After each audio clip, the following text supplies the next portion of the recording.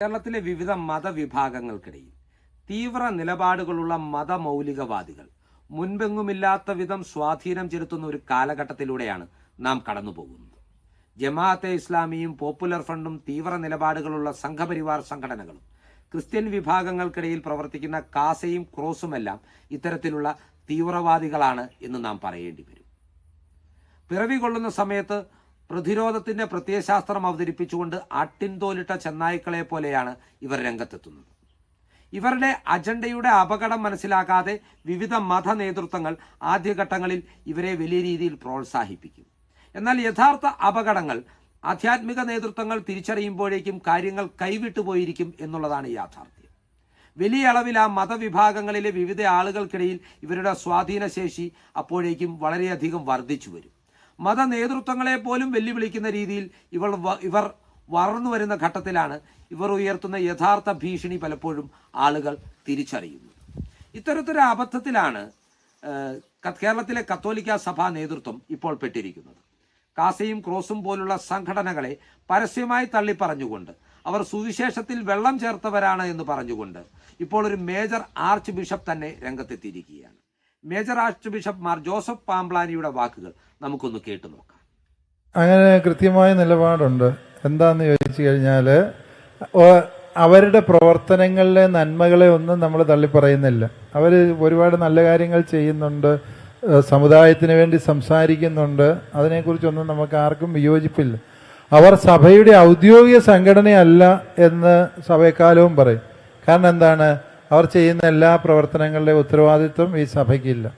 മറിച്ച് അവർ ചെയ്യുന്ന നല്ല കാര്യങ്ങളുണ്ടോ, സഭ അതിനെ പിന്തുണയ്ക്കാൻ തയ്യാറ്. അതിനെന്ത് ചെയ്യണം? സഭയുടെ ഒരു സംഘടനയാണെങ്കിൽ സഭാ നേതൃത്വവുമായിട്ട് ചേർന്ന് പോകണം.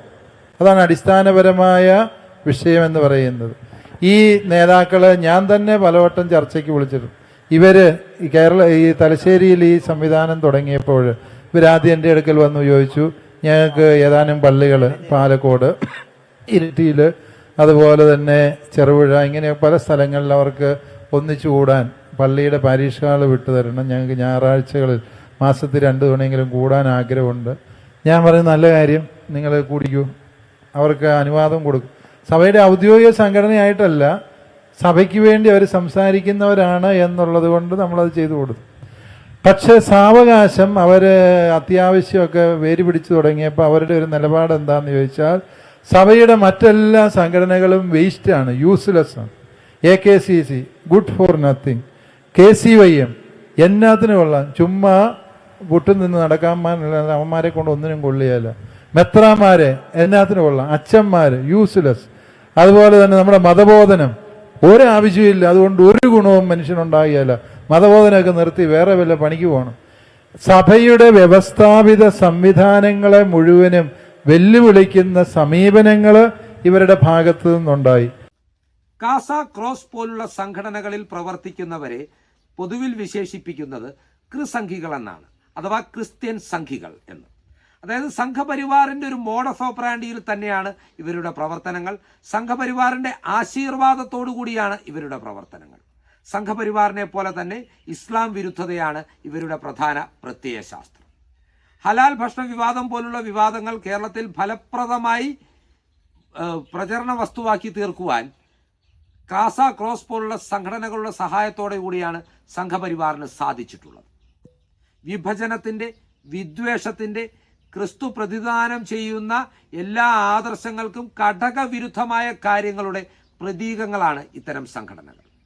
മുൻപെങ്ങുമില്ലാത്ത വിധം കേരളത്തിലെ ക്രൈസ്തവരും ഇസ്ലാം മതവിശ്വാസികളും തമ്മിൽ വലിയ അകൽച്ച ഇവരുടെ പ്രവർത്തനം മൂലം സൃഷ്ടിക്കപ്പെട്ടു കഴിഞ്ഞിരിക്കുന്നു. ഒരു ഭാഗത്ത് നാം കേരളത്തിൽ ഇസ്രായേൽ ഐക്യദാർഢ്യവും മറുഭാഗത്ത് പാലസ്തീൻ ഐക്യദാർഢ്യവും കാണുന്നതും, സൈബർ ഇടങ്ങളിൽ ഇത്തരം മതമൗലികവാദികൾ പരസ്പരം കൊന്നുതില്ലാനുള്ള വ്യഗ്രതയോടുകൂടി പോർ വിളിക്കുന്നതുമെല്ലാം ഇതിൻ്റെ പ്രതിഫലനങ്ങളാണ്. നമ്മുടേത് എന്നും നാം അഭിമാനത്തോടെ പറയുന്നത് പോലെ ദൈവത്തിൻ്റെ സ്വന്തം നാടാണ്. ഈ നാടിൻ്റെ മതേതര പാരമ്പര്യം സംരക്ഷിക്കപ്പെടണമെങ്കിൽ യഥാർത്ഥ വിശ്വാസികളും അവിശ്വാസികളും തീവ്രവാദികളും തമ്മിലുള്ള വ്യത്യാസത്തെക്കുറിച്ച് നാം ഓരോരുത്തരും ബോധവാന്മാരായിരിക്കണം. യഥാർത്ഥ വിശ്വാസി എന്ന് പറയുന്നത് മറ്റുള്ളവൻ്റെ വിശ്വാസത്തെ ബഹുമാനിക്കുന്നവൻ കൂടിയാണ്. ഈ തിരിച്ചറിവോടുകൂടി യാഥാർത്ഥ്യബോധത്തോടുകൂടി മതേതരത്വത്തെ മുറുകെ പിടിച്ചുകൊണ്ട് കേരളത്തിൻ്റെ ജനസമൂഹം മുന്നോട്ട് പോയില്ല എങ്കിൽ ദൈവത്തിൻ്റെ ഈ സ്വന്തം നാട് പരസ്പരം കൊന്നുതില്ലുന്ന മതഭ്രാന്തന്മാരുടെ നാടായി തീരുവാൻ അധികമൊന്നും കാത്തിരിക്കേണ്ടി വരികയില്ല. ഈ ചിന്തകൾ നിങ്ങളുമായി പങ്കുവെച്ചുകൊണ്ട് ഈ വീഡിയോ ഇവിടെ അവസാനിപ്പിക്കുകയാണ്. നന്ദി.